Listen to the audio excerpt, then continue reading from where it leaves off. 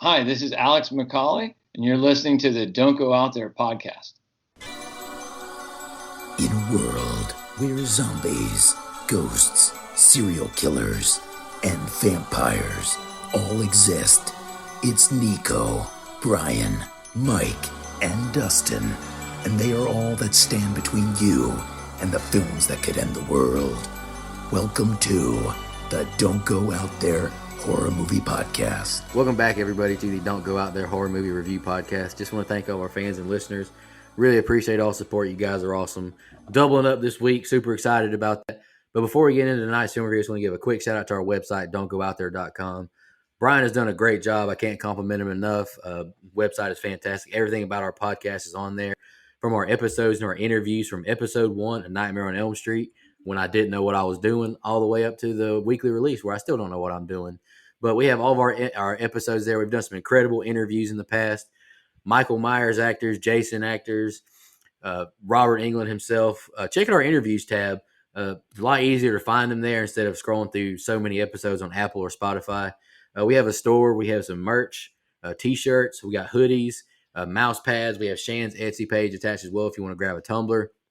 And we also have all of our social media links: Facebook, Twitter, Instagram, YouTube, and TikTok. Like us, subscribe us, follow us, all that good stuff. Got a message today from a fan who told us they love the show. Those never get old to me, and I appreciate those messages every time. So definitely link up with us on social media. Last thing I want to shout out is our Patreon called Blood Donors. We have the traditional monthly reoccurring kind. Just goes directly back into the podcast. None of our pockets. Helps us just pay the bills around here, where we host our website, host our files, make the YouTube video, stuff like that. And we also have one-time donations, which we'll be doing next week of a fan review. You're a big fan of a movie, you want us to review it, we have that option available as well. Tonight we will be concluding Women in Horror Month, and it is Brother Dustin's pick. You want to announce your pick, brother, and why you picked it? Yeah, so I said it last week, but in case you didn't hear that episode yet, I was watching Harold and Kumar go to White Castle, and they asked their friends if they want to go with them to White Castle, and they said no, we're watching The Gift on HBO. And so this movie's just been in my head ever since I rewatched that movie, and I was like, hey, I need to pick that movie. It's a good movie. I hadn't rewatched it in quite a while. I mean, it's been years since I rewatched it, and I forgot how awesome I think this movie is. Like, I really enjoyed it. So good job, Dustin. Good pick. I liked it. All right, I'll go next. I'm a big fan of this movie as well, Dustin. Great pick. I'm happy that a comedy that inspired you to pick this one is actually good this time. Shout out to Phantoms. Oh, brother. Affleck was the bomb in Phantoms, though. He was. Yeah, he was. This movie has a great cast. I don't really know what to say, except I really enjoy the movie. There's some things I have, issues with. It's not perfect, but I think it's pretty damn good, honestly. I'll just leave it at that. Brian, what'd you think? Well, I'm going to ramble on a little bit longer. Sam Raimi is a little bit hit or miss for me. I love Spider-Man, hate Evil Dead. For the love of the game, Doctor Strange 2, fantastic. But I hate Evil Dead 2. Evil Dead 3 is shit. Sorry, I got off track. But yeah, I'd never seen this. In fact, I was a junior in high school when this came out, and for some reason remember choosing between watching this and What Lies Beneath with Harrison Ford and Michelle Pfeiffer for a movie night with a young lady, and chose What Lies Beneath because it was fucking Indiana Jones and Catwoman. I mean, also on. A good movie, though. Another good movie. It is. Not bad. Shout out Dee Pfeiffer interview. Don'tgoooutthere.com. But regardless, I didn't watch this until Dustin picked it, and in fact ended up really liking this movie. And I say ended up because the only thing I knew about it was Katie Holmes for reasons already discussed. But got it confused with 2015's The Gift and was like, where the hell's Katie Holmes when I was started watching? And so I texted the guys, and hell, I mean, I even texted the guys, I think like 10 minutes into the correct gift. And where I was like, I'm still not sure I'm watching the right movie here until Katie Holmes showed up, of course. But yeah, this cast is fucking incredible. Nominated for 5 Academy Awards here, including Best Actress, Best Supporting Actress, writing. I mean, and holy shit, when I found out that this was based on Billy Bob Thornton's own mother's reputed psychic abilities herself and fucking co-wrote by him. So mind blown there. But yeah, Reeves kills it. this is such a just unique performance for not only him, but it's an overlooked movie. I think that's super unique. I'm going to use that word again in itself. That you should check out if you haven't before continuing this episode, of course. And yeah, I'm looking forward to getting into it. Sorry for my rambling there. Oh man, you're good. I've seen this movie one other time, and I think I was like 10, 11. So really, this was like a first time viewing. I mean, I didn't remember shit except the cast, and of course the line that Dustin got inspired by. I remember, and Harold and Kumar as well. Great, great fucking movie. Anyway, so I remember that. Brian called me an asshole in the group chat. My apologies. Don't know why he would do that unprovoked. That's really rude. But we'll move on here. Um, Normally, a movie like this would not be my cup of tea, just because of some of the psychic medium reader things. Not my thing. Don't believe in it. Don't buy into it. I think of like Crossing Over with John Edwards and all that stuff. But this is a great thriller. It is a crime drama with a little bit of that sprinkled in. So the story and the script is so good and tight, and I really like the ride that this movie takes us on, man. It's going to be a love fest tonight, guys. So if that's a boring episode, I apologize. But I have some nitpicks, but I really like the fact that this movie builds and builds and builds to a crescendo that I think it does it really well. I think the pacing in the beginning is a little slow, but it eventually takes off, and I really, really enjoy it. Look, this cast is an all-time cast of people. Cate Blanchett, Katie Holmes, Keanu Reeves, Hilary Swank, man, Gary Cole, J.K. Simmons. The list goes on and on and on. Mike Jeter, shout out to my man Dale. He's his mouse friend's still hanging out in Mouseville. That's a Green Mile reference for you people that don't get it. Uh, he's the lawyer in this movie. But anyway, look, cast is great. I think this is a good San Raimi film. I don't know all the movies that you like. I don't have the same complaints. I like the ones I like, especially Evil Dead 2. And I think he does a really good job here. There's some great shots when it gets to the later scenes with the thunderstorm. So this movie has me hooked for the majority of the runtime. And it's a longer film, but I don't feel it that much in this movie. So I'm excited to talk about it, man. Great pick, Dustin. Most of them are. Well, let's take it easy. Take it easy, pal. All right, guys. Any more opening thoughts before we jump into the scene by scene? Let's get it, dude. I'm going to be doing it tonight. So if I suck at it and y'all want Brian or Dustin to come back, y'all just let us know. All right, guys, jump into the scene by scene. The film starts with a swamp setting at night. It's morning now as we get opening credits and title card. Annie chats with a man and asks if he's bleeding and asks if he's seen a doctor. She calls a doctor for him and her boys to bed as one asks, "What does fuck mean?" We see her in bed now as she stares at a picture of her deceased husband as she wipes her tears. Annie is reading cards for Valerie now, who has visible signs of domestic abuse. Annie feels bad for telling her Donnie after she sees the black eye. Annie goes to the school when she hears Mike is in some trouble. Principal tells her he's been in another fight and his grades are getting worse. We meet Jessica, his fiance, and Annie goes to leave as she asks her to read her fortune and if they'll live happily ever after. Annie zones in as we see a pencil roll off the desk beside her dirty, wet feet. She says she doesn't see anything bad for them as she leaves. Annie meets up with Buddy and asks if he can fix her door from flying open. He says she's the only one he calls friend as she tells him she's low on money. Buddy drives her home now as he tells her about taking his meds and his life. Buddy slams on the brakes of a truck suddenly and asks if he's going to die. She tells him he won't die. He cries out, "Oh my God," and says he was going to kill himself if she said yes. He drives her home nice and slow. Annie checks on her boys sleeping and she sees Mike has a photo album open to a picture of he and his dad. Knock at the door is Donnie Barksdale. He asks to talk to her about his wife. Annie opens the door and Donnie enters. He snaps on her, calling her a Satan worshiper or a con artist. He calls her some terrible things and says he's going to use his voodoo doll on her. Annie kicks him out, saying his wife needs to leave him as he threatens her and her boys. Annie is reading more cards for another client as Valerie walks in, apologizing for what Donnie did.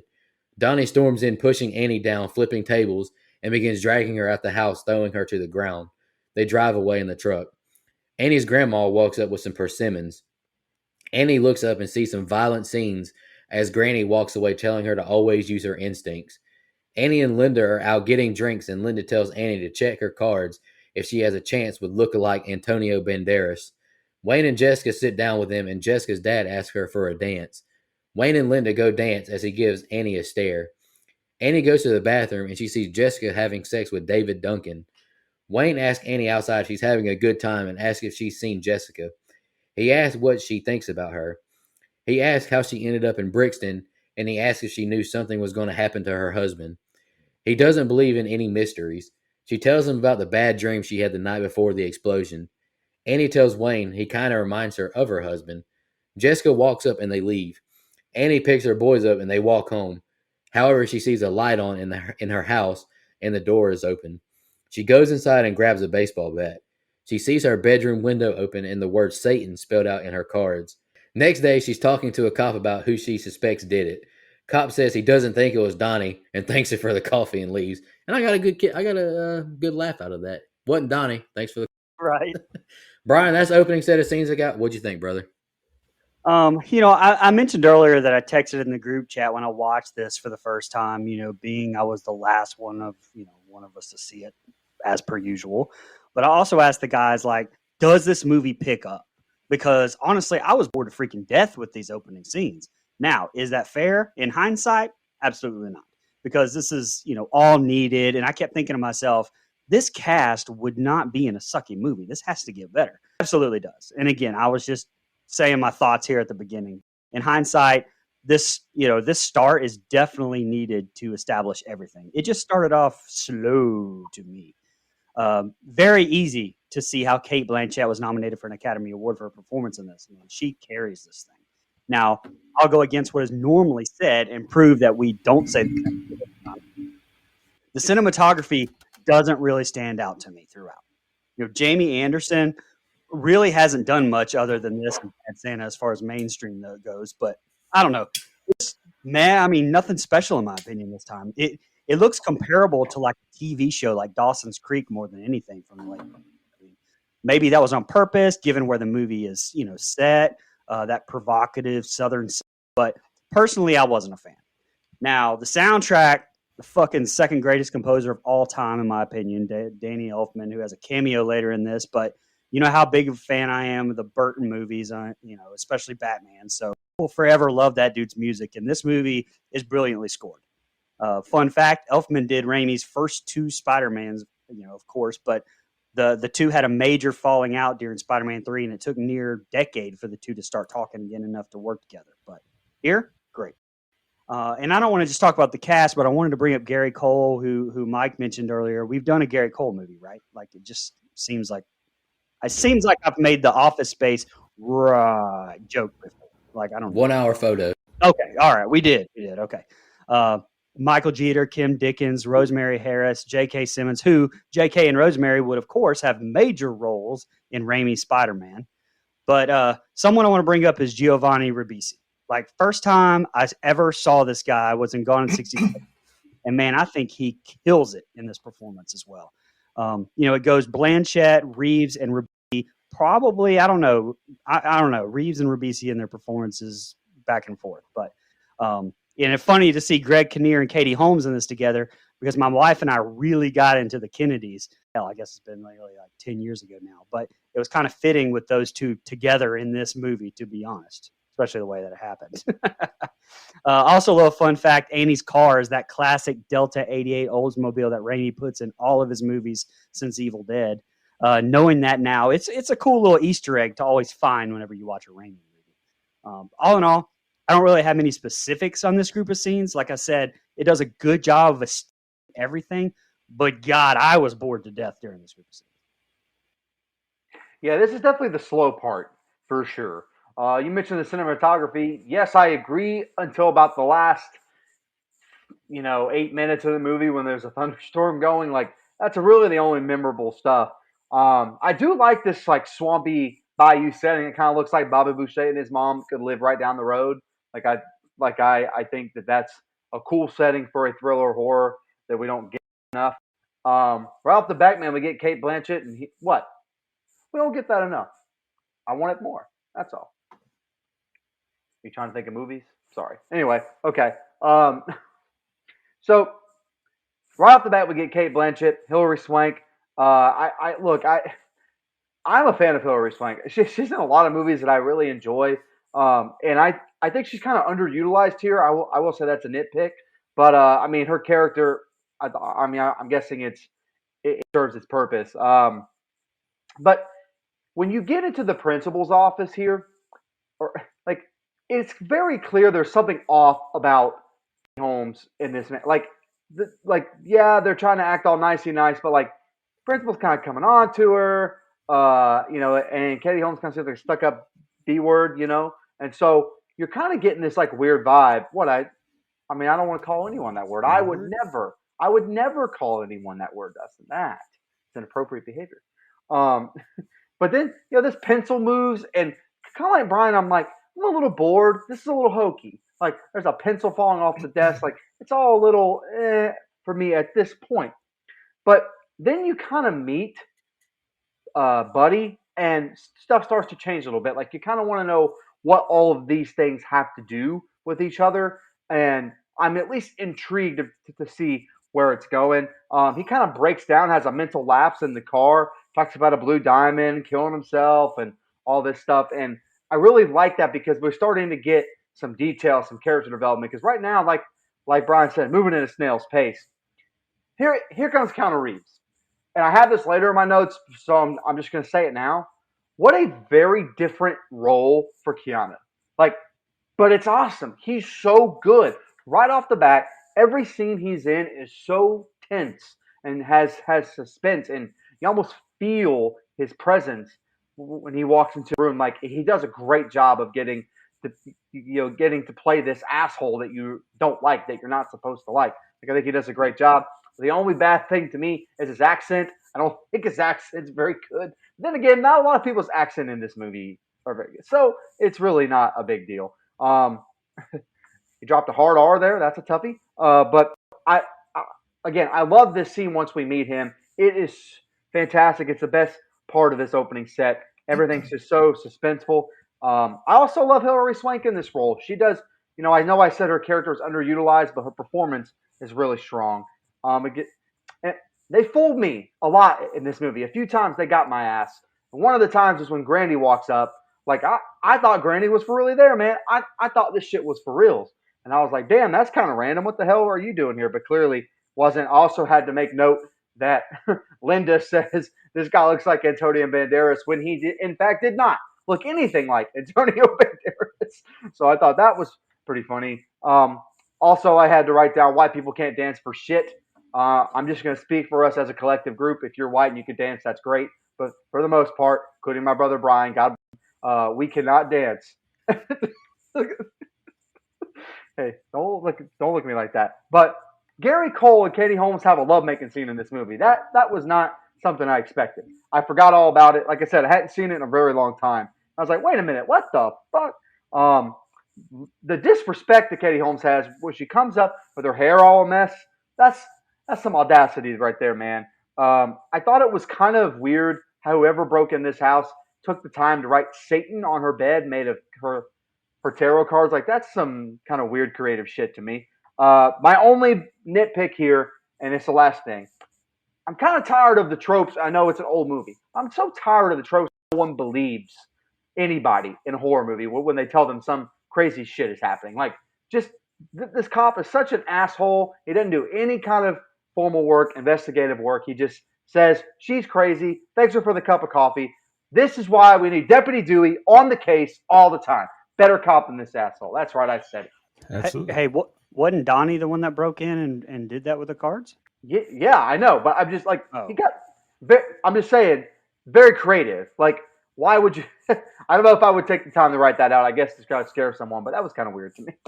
And it doesn't seem like something Donnie would do, I guess. All right, so I think we get a great swamp setting for the open. Really sets the tone here, and a great usage of thunder for a slight jump scare there where we get the flash of the woman's body following. I thought that was great. Very subtle in the immediate open. And then, as the opening credits roll, it's just, you said it, what a phenomenal cast from top to bottom. And then, we get to see Annie here with her cards. Seeing that in the open it's a great way to show us what she's all about and what her gimmick is in the movie. And then, damn, Enter Hilary Swank. She looks awful. You would think with her training from $1 Million Baby and Karate Kid 3 that she'd be able to defend herself, but I guess not. Holy shit, she had a big black eye. Get a creepy vision that she sees there when with the pencil falling off the desk of the water and the dead foot there. I thought that was well done, and I think that's a consistent theme throughout the movie. And when she has her visions, I think they're all very well done and creative. They look great and they're very effective. Man, I love Giovanni Ribisi. I think he's so underrated as an actor. Like, you never really hear people giving him his flowers. So I'm going to do that here. I don't think I've ever seen him and been like, oh man, okay, he was in the movie. Every time you see him, it's like, man, he knocked that out of the park. So shout out to him. And we do see right away that his character's got some serious problems, and he absolutely kills that deranged, psychotic role. Speaking of killing the role, though, my man Keanu, no secret, he's my favorite actor, number one on the list. He did seem a little too natural dropping those slurs, but we'll just chalk it up to him and Leo DiCaprio have a thing about that. We don't know what the deal is there. It's acting. Yeah. Relax. Yeah, it just rolled off the tongue a little too easily. But anyway, Donnie is such an unlikable character, though. I mean, that's the sign of a great actor, for you to be my favorite actor and me to just absolutely hate you in a role. Yep, he killed it.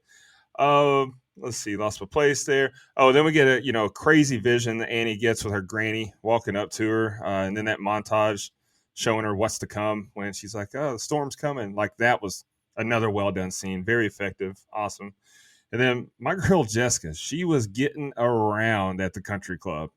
It's kind of funny. Like, I picked this, like I said, because of Harold and Kumar made me remember it. But then Jessica and Wayne are kind of acting like Freak Show and his wife. Wayne's like, yeah, make yourself a home like my wife, because Jessica's getting around that country club. Golly. Then when Andy gets back home, yeah, you guys said it, that's the worst cop ever that comes out to the house. What do you mean you don't think it was Donnie? But also, why the hell didn't Annie press charges when he busted in the house earlier and dragged his wife out by the hair? And if nothing else, like, he got paint everywhere and he trespassed. So that's a charge in itself, even if, at the very least. And she should have filed a restraining order that day, because he was very threatening towards her. And she had a witness, because that other client was there and saw all the shit go down. So it's even like it's his word versus her, because that Valerie's not going to speak up. No, that other lady is there. She's going to back you up. Maybe. But, that small town bullshit, man. I mean, Yeah, I know. But she didn't even try. That doesn't sit right with my spirit. And then, but while she's in there, when she's looking through and she sees the Satan spelled out on the tarot cards, which, yeah, it's clearly Donnie, because he's calling her Satanist and devil worshiper and all this stuff. But was I mistaken? Did we hear a truck? Like, didn't we hear his truck drive off there as she walks in the bedroom? Like, it sounded like that was his truck driving off. And if that's the case, would she not have seen his truck outside when she was walking up to the house? Yeah, good point. So there is a big plot hole, but it is what it is. I think that it's a solid open. We get an acting masterclass 101, and we know what's going on. So what more can you really ask for? Annie is reading cards with Buddy now. She tells him his daddy took things from him when he was a little boy. She asks if he took other things from him and says, "You got to figure out why you hate your daddy." He snaps, saying, "Why don't you tell me why I hate my daddy? You're the goddamn psychic," slapping the table. I thought that shit was hilarious, personally. Silence now, and he says, "I should go home. I'm sorry I yelled at you." She tells him if he faces these things from his childhood, then she can help him. Annie gets a call from Donnie, who says, "You got some pretty things. I like looking at them. And he'll skin her and her kids like a squirrel. You call the police again." Mike goes in her room asking what's up with the bat and why don't we go see Daddy at the cemetery. She sends him away when he asks why they don't even talk about Daddy. Annie wakes up in her bed being choked. She reaches for the baseball bat but just knocks it over. She wakes up from her nightmare. Linda walks up to her saying she knows why Kenneth King didn't show up to church. His daughter Jessica is missing. She tells her she has a chance with Wayne now and to go home and get some rest. You look terrible. She asks her son Miller to go ask Miss Francis for more icing. Donnie pulls up on Miller asking where he's going and if he wants to ride in the truck. He throws his hat at him when he doesn't answer the question. He grabs his arm, calling his mom a witch, and someday someone's going to burn her up. asks if he's okay and grabs a crowbar and begins smashing the windows in the truck. He pulls a gun on him, and Buddy yells for him to shoot him as they drive away. Buddy asks Miller if he's all right, but just runs away. Annie tells her boys she wants to know where they are every minute of the day. Mr. King calls Annie, and she's at his house now. Sheriff tells her he doesn't believe in what she does, but their investigation isn't going anywhere, and they ask for help. Mr. King is afraid she's been kidnapped or something. Wayne asks if there's anything she could tell them. She has Mr. King cut the cards as she lights a candle. She asks Wayne when they were to be married, and Sheriff says we ask the questions. She flips 3 cards and describes a fence and white flowers. She apologizes, saying she's not the person to help with this. We see her walking down the road now, and she picks a white flower that dies. She sees the fence and the swamp. She sees him fiddle frantically and comes to in bed. Annie goes outside to check on the dog, and she looks up, seeing Jessica's waterlogged corpse. She's talking to the sheriff now, who isn't taking her serious. She says she thinks she's dead and in a pond. She asks him about a fiddler and who are his neighbors. He says Donnie Barksdale, and her eyes open wide. Annie sees the white flowers as the cop car pulls into the property to check out the pond at Donnie Barksdale's house. They think they found something, but it's just an old bicycle. Wayne asks Annie about the day at school, but then Donnie arrives on the scene. Sheriff asks how his arm got scratched up, and Donnie is pissed when he sees Annie. He punches her, and the officer in the boat yells out, "You gotta see this." They pull Jessica's body out the pond as Donnie is arrested. All right, Brian, that's the next set of scenes I got. What'd you think? So I'll say it right here. This secondary subplot with Buddy and his issues. I mean, don't get me wrong, it's fucking horrible, but I think this is just so damn good. It's almost more interesting to me to find out what the fuck is going on with him Yep. than the main subplot. Yep. Which I'll save to the ending, but I don't really care for that reveal as much as this. And I think it's more with the performance Giovanni gives and the emotion it provokes from me as his arc is revealed throughout. Giovanni is just so damn all of his scenes, starting with this card reading scene with Annie. That those heavyweights. There's just heavyweights going back and forth in this movie, just almost in every scene. I mean, it's absolutely unbelievable. And I'll say it again: Cate Blanchett is so fucking elite in every single one of them that she steals them. Like it's just. There's great tense scene with Annie being choked, and it was a good decision not to show the killer's face there, as we're left to assume it's Donnie, of course. And this is where it really starts to pick up for me. And I'm very invested now in this movie. And Dustin already said this, but I'm going to mirror it since I had it written down as well. I, as well, am so used to loving Keanu that it really did take this scene right here with him threatening Annie's kid and then Buddy fucking that car all up for me to really start hating his character. After all the stuff in the last set of scenes, this is the scene that it took me to do that. Which, like you said, it's just a testament to him. But shit, even that scene, Giovanni absolutely steals it with his performance again. It's just fucking incredible. Now, I talked a little shit last set of scenes with the way the movie was shot, but the dream sequences, like in this group here where Annie sees the fiddler, look, sidebar, that's Danny Elfman's cameo, by the way, which is such an almost jarringly scary scene when he starts with that violin. Like the fucking violin in horror movies, man, I'm conditioned. I think with that, I think I'm conditioned with that thing. And I was corrected via group chat, but Elfman did not, in fact, score this movie. And so I retract that statement, and may God have mercy on my soul. But back to the dream sequence here, the saturated overtones and first-person perspectives really are very well done. But again, I think it's a soundtrack that just makes this even better for me. That dream and then directly into seeing Katie Holmes is definitely, I think, the most horror aspect of the entire movie. In my opinion, anyway. And then the Donnie and Annie confrontation as they pull Jessica from the lake. This set of scenes is probably, no, it is. It's my favorite set of scenes in the entire movie. So many amazing performances and high, just octane, tense scenes packed into this. This movie is made to me on this set of scenes. Yeah, it's funny you mentioned Buddy's arc, because in that first set of scenes, while I said it's at least interesting when we get some character development, I wasn't really bought in because all this other stuff is going around him, and he's just kind of placed there. But it's in this set of scenes which was the most interesting part of the movie to me. Like, I completely agree with you on that. His scene sitting across from Cate Blanchett is phenomenal. When he just does that brief moment of yelling, you kind of see the headspace that he's in. You get a quick glimpse of it, and I think those two going back and forth was awesome. I gotta say, her son comes to her. She tells her son, "If there's anything you need to talk to me about, I'm here for you." Son comes to try to talk about it. She basically tells him to shut the fuck up and go away. She didn't say that, but she basically should have. So I was like, man, that's not cool. Like I know that she was going through a lot, but I just had to note that. I was like, I don't know if I like that from her character. Also, side note, if you're getting choked in a dream, I know it leads down the road in the movie. If you're getting choked in a dream, you're under very intense and extreme stress, or you have a kink, one or the other. So figure that out for yourselves. Look, if you throw a hat at my kid, it's fist on sight. Doesn't matter. If you grab my son, you throw a hat, like I'm kicking your ass on sight. And I'm not a parent, but I know that's how that would go down immediately. Like you said, though, man, Gio steals the scene. I mean, he's incredible, and it's just these bursts of anger and not and violence, but we're kind of on his side with this violent tendency that he has because, like you said, he's made me not like Keanu Reeves in this movie, which is hard to do. I'm like you guys. I mean, this man got free fucking gave free fucking pizza out, so of course I like Keanu Reeves, but I again steals the scene. You're kind of pulling for Buddy, like I said. Look, I do like the J.K. Simmons as the cop here add some comic relief. Like I needed some comic relief after the last few tense scenes. I think he does that a few times.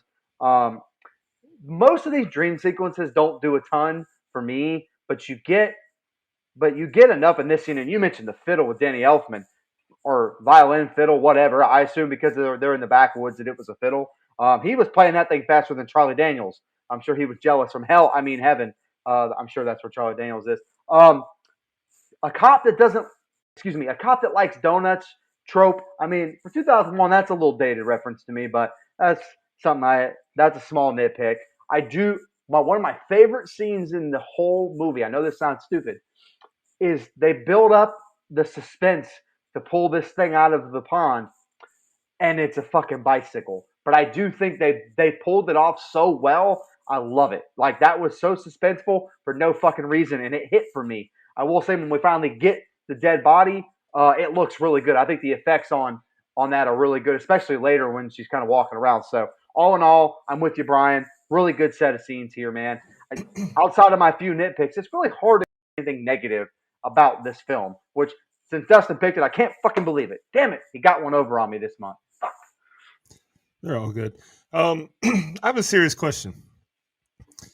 Is Giovanni Ribisi's character Buddy the same character as Donnie from Ted? Yes. Both of them have fucked up childhoods that and they grew up to be unhinged weirdos. So I know Buddy. Spoiler: I know Buddy dies, but I think he escapes, kind of gets out, and becomes Donnie and Ted and wants his fucking stuffed bear. That's what I think. Nice. Yeah. Buddy, quote unquote, died in that hospital the same way as Alexandra died in Last Night Soho or Last Night Soho. You're right. But you're right. So anyway, and then Donnie wants to roll up and threaten me and my kids like that. He'd have to meet my two best friends. Their names are Smith and Wesson. Fuck that. Nope. Done. And an old fucking beater. Get the fuck out of here, pal.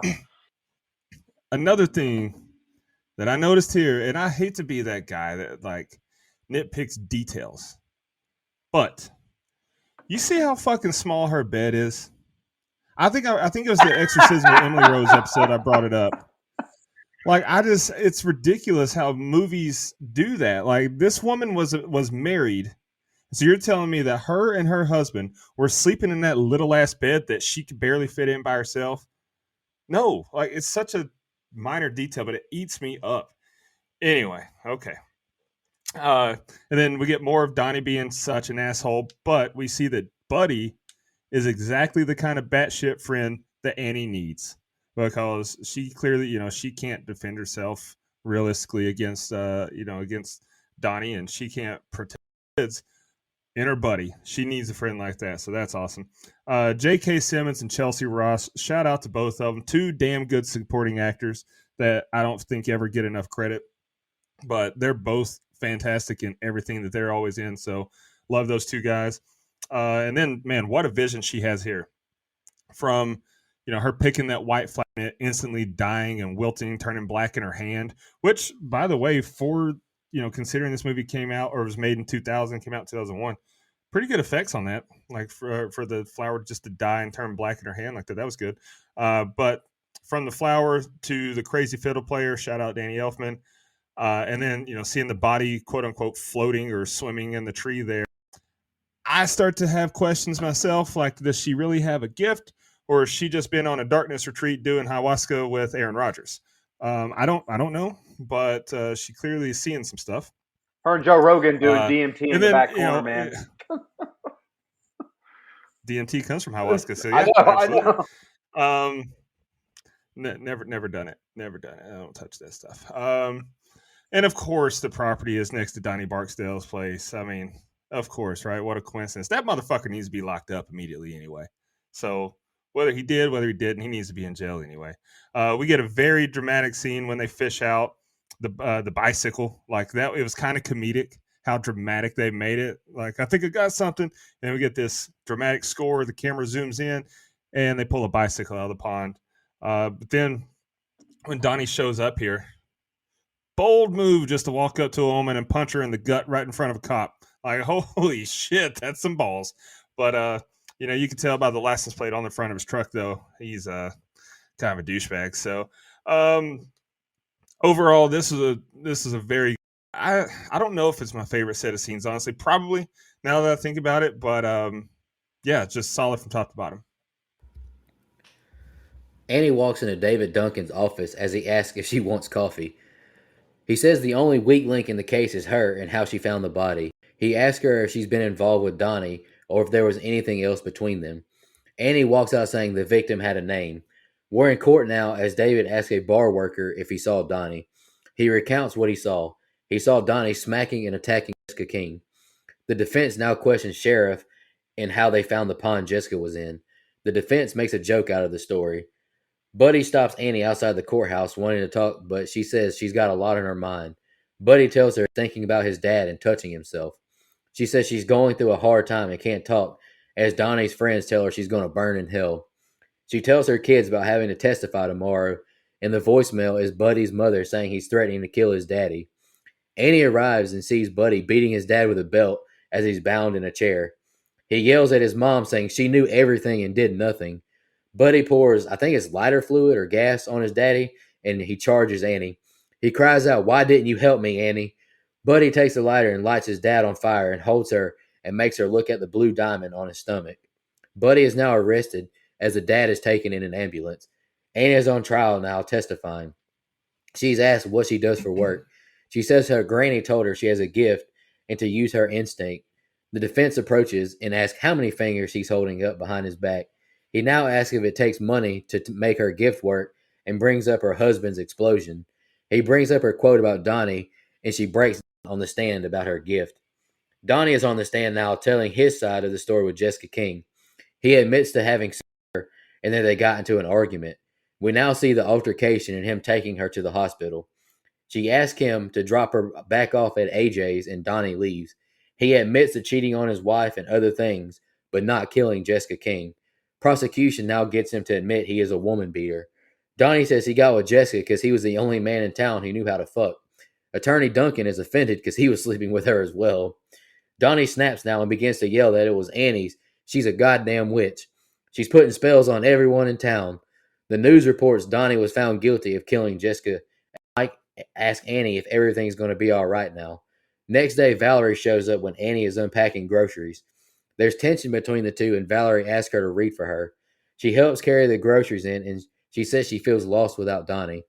Valerie says she's been thinking bad thoughts. She's glad Jessica's dead for messing with her husband. Annie begins to see something, but folds all the cards up, saying it's unclear to Valerie. Annie sees water overflowing on the floor and hears a woman crying. She goes into the bathroom, and we see Jessica in the tub. She yells, "Fuck you," to Annie. Annie falls to the floor in fear. Annie is at Wayne's house now, who hasn't checked his mail in weeks. She walks in the house and sees Wayne sitting at a mess of a table. She has him lie down and says he'd feel better if he slept. He thanks her and holds her hand. He begins to rub her face and she leans in but stops, saying it's not a good idea. She lies her head on his chest, and he says, I know there's something between us. She says she can't. She still feels married. He says they got to embrace them being gone. Annie tells Wayne she doesn't think Donnie Barksdale killed Jessica. Annie says she sees he didn't do it. Wayne asks, can she see who did do it? Then he says, it's not over. All right, Brian's next set of scenes I got, and the next set is the ending. Yeah, so at the start of this, I love walking into this prosecutor's office blind with Annie, and then us getting, that expanding shot, and we find out it's fucking Gary Cole. I will say I almost wish that they hadn't shown that flashback to the first group of scenes, though, like almost reminding us who he was. To me, I think the audience is smart enough to remember that. I get it because it's so important to creating this tense atmosphere. We get the rest of the time, but I've said before, like that almost comes across as spoon feeding to me, and I think the audience is smarter than that. But like I said, from here on out with this trial and us knowing the secret here and wondering will come out and how it will, or even if it will even sink Annie was just so damn well done. Part of me wonders now, as I talk about this, how this would have been if we didn't see Annie's visions, and we were in the dark as much as the jury in wondering if she was really telling the truth or not, maybe not show the visions till later to show, she really did have them. I don't know, just me spitballing right now. Shout out to Michael Jeter. No money, no honey. Love that quote. Here defending Donnie. Honestly, he and Reeves do such a damn good job. And these court sessions are so realistic, especially for a backwoods town court hearing. If I was on the jury, I would have not convicted Donnie. Almost would have rather seen him released and then pissed off for being falsely accused rather than losing his shit and, basically throwing himself to the wolves here. But now, obviously, that's perfectly in character for Donnie, though. But so this reveal with Buddy and his father, this entire thing is such superb acting. I feel like I sound like a broken record here, but I can't even put this into words. If you don't even want to watch this movie, just YouTube this scene. It's so moving, so just emotionally charged and so tense. The best by far scene in the movie for me, in my opinion. The shot with Buddy and Annie trying to get her jacket off to maybe save him, and Buddy's holding her, telling her to look. And they pan through the flames and you see the blue diamond tattoo and you get the realization the same time she does.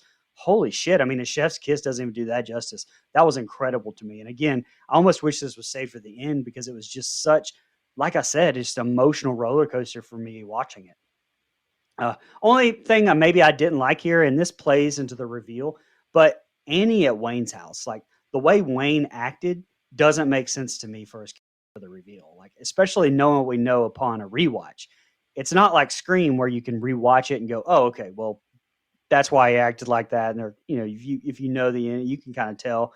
And I get they don't want to give it a course, but he had no reason to be fucked up the way that he was unless he really was dealing with grief. And I don't know, I just didn't care for it, especially because of the reveal. It doesn't make sense why he would want her to know either. Like I didn't get that anyway. I didn't like that anyway. Go ahead. Tell Cersei. I want her to know. Some people just want people to know. I think that was like a swinging dick move by him, man. Well, no, he was like in love with her, and he thought like she would be. I don't know what the fuck. Do you think she would? I think he wanted her. I think he wanted her to know after she said she didn't think Donnie killed her. Like that's the only like I think if we just left it. I don't know if that whole thing happened. Like, if this is real life, I think that's maybe how that goes down. Maybe he only wants her to know because he thinks that she's going to find out anyway, and he took her. He can say what he wants. He took her there to kill her. So I don't know. I mean, he took her there, and like I don't know. I didn't take it that he took her there to kill her. He took her there for her to figure it out, in my opinion. And then like whenever he's talking to her, like it was almost like he was disappointed that she wasn't okay with it or something. I don't know. Definitely that. You can see it in his face. Yeah. That's understandable. It's fun. This case does not look good for Annie or anybody else. The prosecution. I think, man, they're doing like OJ level bad as far as the prosecution in this court case here. I think they stink out the joint. I will say though, that Gary Cole is one of my favorite character actors of all time. Anything I see him in, I like him in. Like his character stuff is always really, really good. And I'm glad he's here. He goes back and forth with my man Jeter, who again I called Dale from the Green Mile because that's like my favorite thing that he's in. Like, this man goes from being electrocuted without a sponge to being a fucking lawyer of like a 2 year span, movie back to back. So hitting in some heavyweight films here. So great performance. That's some Air Bud erasure. I was gonna say no. I was getting there. I promise. There's an Air Bud reference later, but I can still make it, but that's okay. He is the asshole in Air Bud as well. So he's good at playing a piece of shit, and he's good at playing a sympathetic character. That's why I like his acting. Again, their case would never win in the real world. Like, not a chance would you use her visions in a court case and have it stand. I think they would rip that to shreds, but whatever. Okay.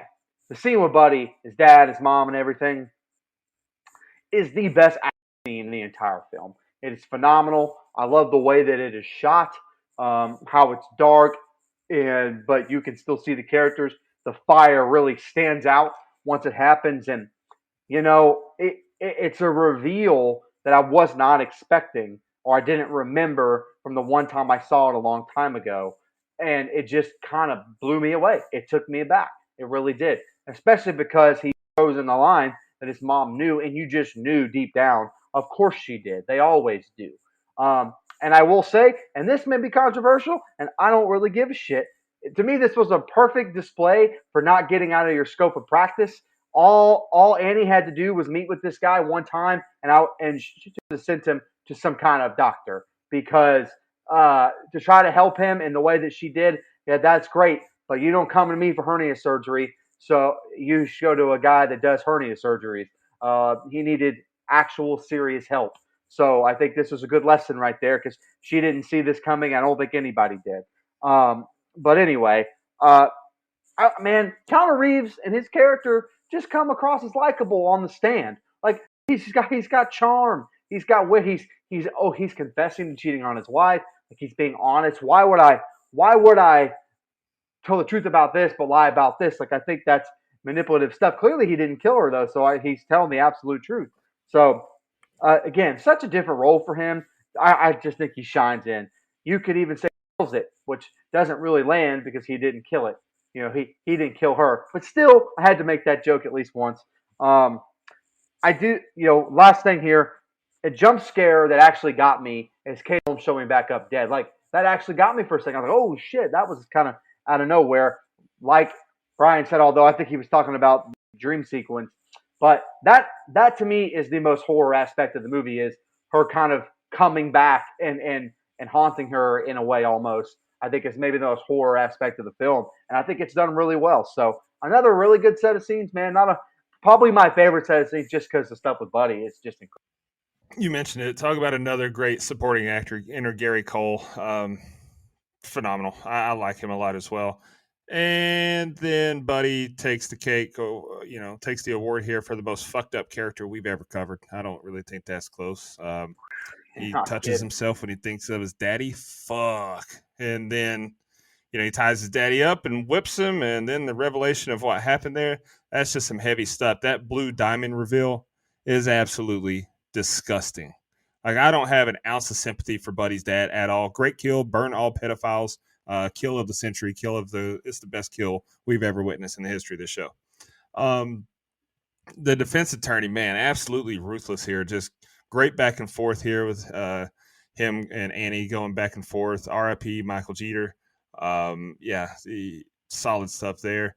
But then, when Donnie's on the stand and he admits to hitting his wife, admitted to hitting and knocking out Jessica the night of her death, and then not to mention the fact that he punched Annie right in front of the cops. Like, I don't think that he has a defense. I know you're saying that they would tear that apart, that she had a vision or whatever. I don't even think they needed it. Like, he fucked himself on the stand right here. He did not make himself look good at all. Especially after the cat story, when he's like, didn't you say a stray cat scratched your arm and you killed that stray cat? Like, yeah, he's fucked. Grand opening, grand closing. Then, when Annie gets back home, shout out to the Piggly Wiggly paper grocery bags. Takes me right back to my childhood. We had a Piggly Wiggly in Sweetwater, Tennessee that we used to frequent. And, definitely had a flashback there. We got one here. You still got a Piggly Wiggly? I haven't seen a Piggly Wiggly in years. That's awesome. Dude, we've got two close to me. One in my town and one in the town over. There's 2 Piggly Wigglies close to me. Hell yeah. And then I got to be honest with you though. I'd tell Valerie to kick rocks. Get the fuck out of here. Like I don't care. No, I'm not reading for I you. would not have read her Don't shit, care. pal. Hell no. Bye. Don't care. Don't give a solitary fuck. But then we do get a creepy vision here when she sees dead Jessica. And another vision that's well done. And then my dog Wayne, he ain't wasting no time, huh? Like his fiance's body is still warm, and he's trying to get Annie's panties. Sheesh, my man is a horny bastard. But the whole scene here with Annie and Wayne, like, it makes the twist so predictable to me. Because like you can just the dialogue that they use, like it honestly it kills the ending for me because it's clear as day what's coming. The way he's just so ready, he's already ready to move on, and then the way that he tells Annie when she tells him Donnie didn't do it, the way he says it's over, I can't go through this. Did you happen to see who did it? Like it's just you telegraph that one pretty badly. So that's honestly probably my biggest gripe of the whole movie is their interaction right here. I almost wish that they hadn't done that. And Annie just goes to Duncan's house first, and Duncan is the one that tells Wayne, "Hey, we're gonna she's wanting to look into this." She says that Donnie didn't do it. Like I wish it was that. It made it too predictable to me. Yeah. But still not a bad set of scenes because this movie doesn't have a bad set of scenes. So go ahead. All right, guys, here's the ending. Annie is at home reading her cards as she hears the faucet leak. She goes into her trance and she sees blood pouring and someone attacking Jessica. Annie is at David's now telling him Donnie didn't kill her. She doesn't know who did kill her yet, and she feels like her life is at risk now. She tells him she knows about his affair with Jessica and how bad he'd look if everyone found out. Annie refuses money from him and says she wants him to reopen the case. She says to reopen the case or I will. Annie gets home and sees Buddy in the bushes. She calls out for him, but no answer. She goes inside and calls Miss Frances as we see a shadow walk past her window. She asks to stay at her house as we hear a door creak. Annie turns around and Wayne is there. Wayne says he feels like he's going crazy after what she said. He asks for her to read for him. She says it's no good and he asks for her to try again. He asks maybe if we go back to the pond, it'll help. She says she can't go back there tonight. He says he can't keep running from things. Annie gets a stern look on her face. The two make it to the pond, and he suggests she walk around to help her visions. Annie trips, and she has the same vision of someone hitting her with a flashlight. Annie sees Jessica's dead body on the ground and someone picking her up from the bar. She now hears Valerie saying Jessica got what she deserved. Annie keeps walking, and we see Wayne confronting Jessica having sex with Donnie, and she breaks up with him. She tosses the ring, and he attacks her on the car, choking her to death. Annie tells her we should go back as Wayne gets closer and closer to her. He says she knows. I wanted you to see. It's so bad. Wayne keeps backing her down the dock, saying he's a good man. Annie hits him with a crawfish basket, and he hits her with a flashlight. Annie's head bleeds, and he goes to hit her again until Buddy appears, taking the flashlight from him and hitting him. He asks Annie if she's all right. He helps her up, and they take Wayne back to the car and put him in the trunk. She asks about him being in the hospital. He says he escaped, and she apologizes for not being there for him. You was the only one who was a friend to me, and I love you. You're the soul of this town, Miss Wilson. Keep doing what you're doing. He hands her I think it's a handkerchief she gave him earlier, and she wipes her tears. Annie drives to the police station and tells him you're going to have to go back, and he acknowledges it. Annie goes into the police station and gives the cops her keys. We see Buddy has fled the scene. Sheriff tells Annie Wayne admitted to everything. She says it was Buddy, but Sheriff says it wasn't him. Buddy Cole is dead. He hanged himself in the shower at 6 this evening. Annie is in shock as she holds the handkerchief. She's back home and checks on her sleeping boys. She sees Mike holding the photo of he and his dad. She sits beside him and cries. Annie and her boys are now at his gravesite, and she hugs them tightly as the film ends. All right, Brian, what do you think about the ending? So I'm not correcting. I'm asking because now I'm genuinely curious.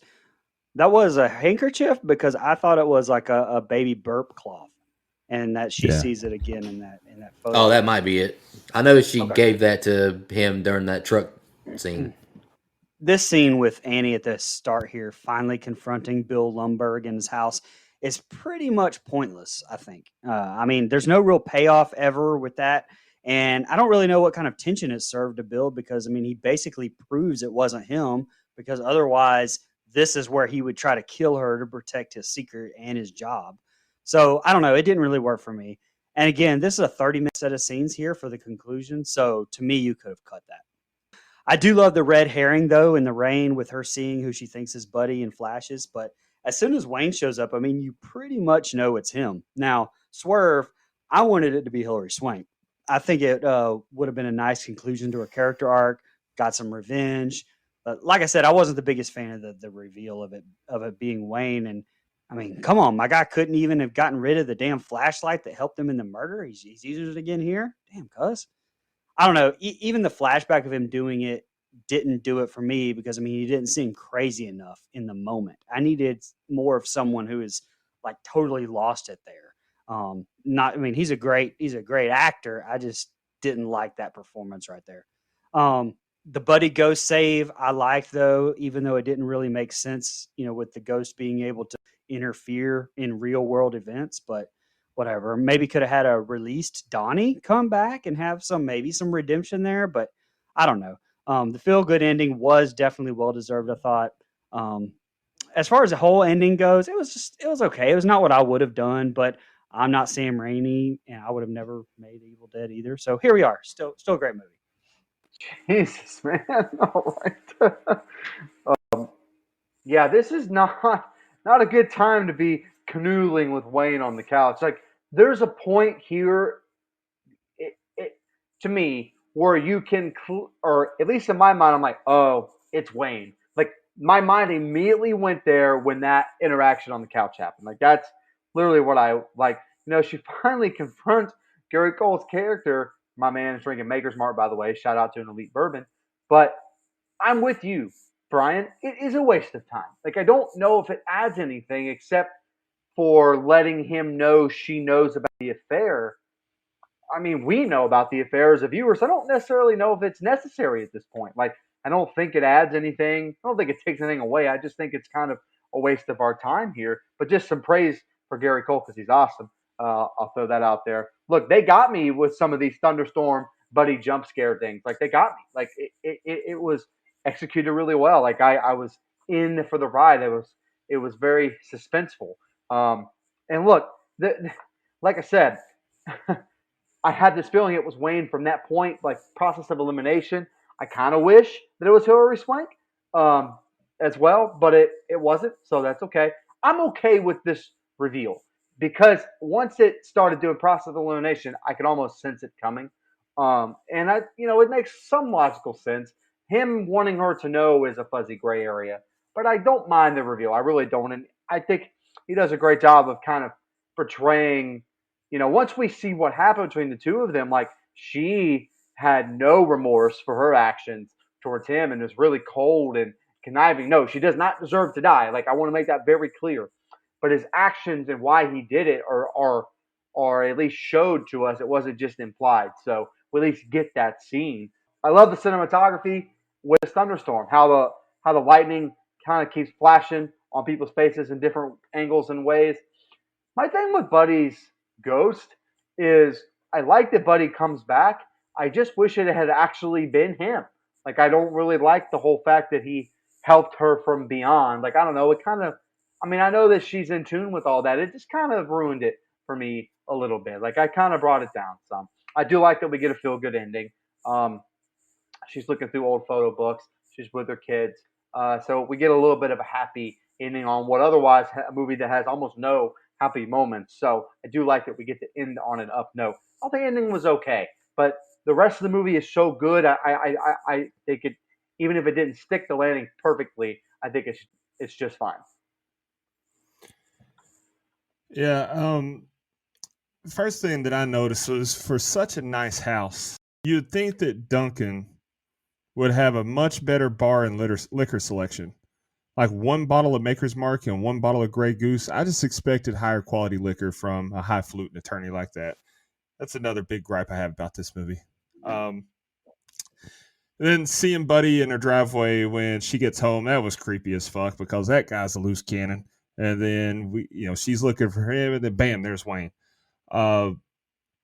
And then it's a very classic that classic horror move. Thunderstorm be the setting for our big conflict here. And then we see what actually happened, and oh, tits, holy shit, those aren't real. Yes, they are. Sorry, Harold and Kumar moment. I had to do it, but yeah, there they are, and it's a very tense conflict here. After Annie sees the truth, and then my guy Buddy comes in to save the day, or so we thought. But and I told you earlier, he's exactly the kind of batshit friend that Annie needs. The final twist here that Buddy's actually dead, like that's a oh shit moment to go home on. But I'm fine with that aspect. I'm fine with it was actually Annie that that subdued Wayne and all that. But the whole he gave her something and then she was able to she still had it in the police station there didn't make sense. It's the same thing like when we were talking about last night in Soho, how that one hick came through from the dream world to the real world, but nothing else did. And then here, she saw her granny earlier, but when her granny walked off, like she wasn't holding a basket of fucking persimmons, like it disappeared with her granny. It was just a vision. Or when she picked a pencil up off the floor in Wayne's office earlier, it wasn't wet. It makes no sense that she still had that cloth. That really bothered me. But overall, I mean, it's a solid movie. The twist with Wayne being the one that's killer. I liked that it was Wayne instead of Valerie because I think that would have been too predictable. Like, yeah, obviously the battered housewife is going to snap and kill the husband because he deserved it and he was cheating on her. Like that to me would have been too predictable. But they spoiled it themselves on the last set of scenes because you could see it coming from a mile away. So kind of a mixed bag on the ending, but more good than bad. All right, guys, I'm going to read our social media comments and we'll do fun facts. Twitter is pretty light tonight. Randy Smith commented, great pick to end the month with Katie Holmes. She was a major crush for 13, 14-year-old me. It's a solid 6 to me. Can't wait to hear y'all's takes. Okay. And the only comment we have on Instagram is from elbow.tyler. Oh, man, such a good one. I especially love Buddy in the truck scene with Keanu Reeves. Oh, he did? Man, Keanu, I got hot take, but this might be Keanu Reeves' best performance to me. I thought it was really good. Please respect Are Shane you Falco. trying That's to tell his best me performance. Keanu Reeves swinging his arms in the air saying, I love it when you call me Big Papa. It's not better than this? Come on. Don't even know what that's from. Hardball, you son of a... Never seen Hardball. You've never seen The Matrix either? I've seen it a long time ago. But it's fun facts time, not asking for the movies he's seen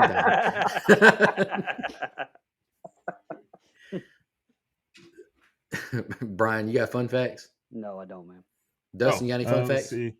Let's see if I've got any left that we haven't said already. To prepare for her role in this film, Cate Blanchett visited 5 fortune tellers in 1 week.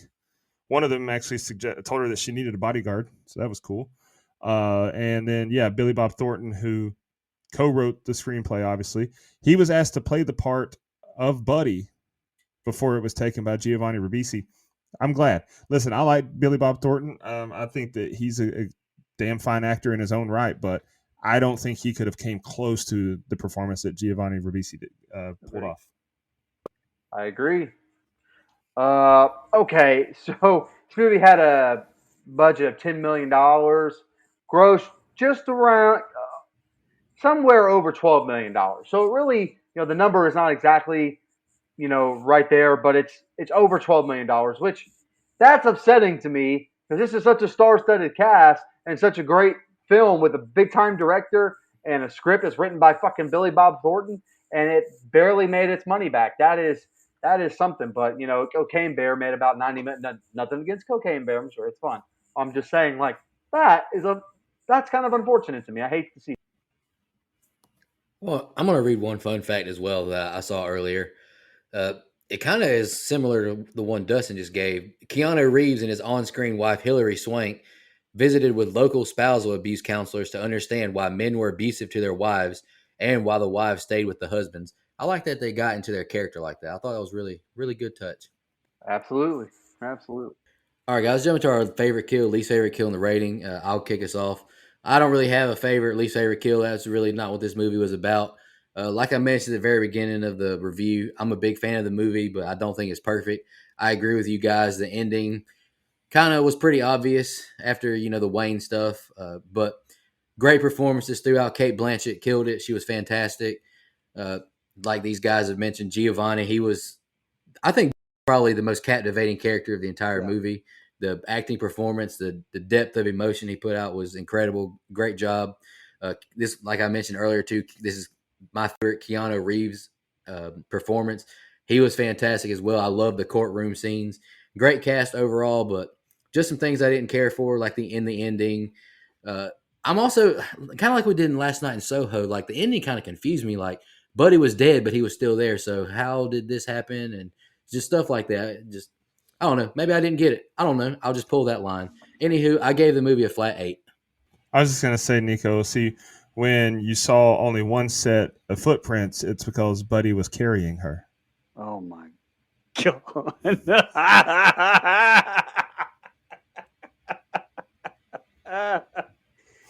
Oh Lord. Okay. On that note, okay. Again, this movie is a fantastic watch. Yeah, I had some issues with it and stuff I would have liked to have seen different, but Rami didn't call me and ask me first. But it really is a good movie. Like, I'm glad I watched it, and you should too if you haven't. I actually give it an 8.25. All right. So yeah, I didn't have a least favorite or favorite killer or any of that stuff. But look, this cast is great. I think this movie is shot well. The score, all the music, I think it's fantastic.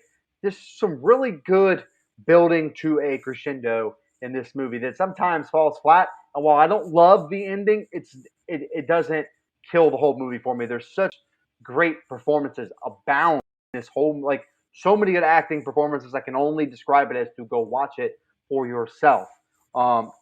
Just really, really good stuff. Glad Dustin picked it. I gave it a 8 flat. Okay. So yeah, at least favorite kill either. I mean, if Buddy's dad died, if he ended up dying, that's my favorite kill of all time. It's right up there with the kid from Hereditary. But as far as least favorite kill, I mean, yeah, sure. I guess Jessica. I don't know. But as far as the movie goes, it's a really good movie. Runtime to me, it doesn't even feel an hour 51 minutes long. It's a pretty easy watch because the pacing's good and the acting is so phenomenal. Keanu Reeves is my favorite actor, so it's going to get high marks regardless because of that. The ending was spoiled though too early by having Wayne it was just very predictable. So it dropped off some on the overall score, but I gave it an 8.25 as well. So that gives us a composite score of 8.125. IMDb has it as a 6.7, so they're clearly wrong. Agree. Any final thoughts before we just shout out our blood donors? Yeah, fuck IMDb, idiots. All right. All right. Thank you to our blood donors. Really appreciate y'all. Camper level reoccurring. Clayton J, Nina, Michelle Mirza, Andrew Ferguson, Carrie Adams, the Horror Movie Crew podcast, Alex Seligson, Eric Doolittle, Sean Irwin, and Brian Samick. Camp counselor reoccurring, Hunter Nelson, Dennis Camp, Edwin Hernandez Gunn, Joe Swinford, Jennifer Davis from the Too Close to Home podcast, Heather Smith, Kylie Denise, all the way from Australia, Adrian Aiello, Jake Hambrick, Clay Moore, Karen, Matt Strickland, and Gail Kuntz. We have a final guide donor with a film review to do, and that is Missy Wall. And we also have a legendary blood donor, which is next week's pick, Matt Strickland. And I'll go ahead and announce his pick. We are doing 1981's Hell Night. That is Matt Strickland's blood donor pick. I've never seen that movie. Surprise, surprise. Looking forward to it. Matt, really appreciate your financial contributions. It means a lot to us. Absolutely. You helped us pay a few bills. Women in Horror Month, guys, I thought was a really good month. A lot of good picks. I liked all 4 picks. I think 7.5 was the lowest rating I gave. So, I mean, that's pretty good, I would say. What are y'all thoughts on Women in Horror Month before we wrap it up? I thought it was fun. One of our best months ever. Absolutely. Stacked lineup, man. Yeah. Hard to beat. Yep. All right. I had to do it. Thank you to all our fans. I really appreciate the support.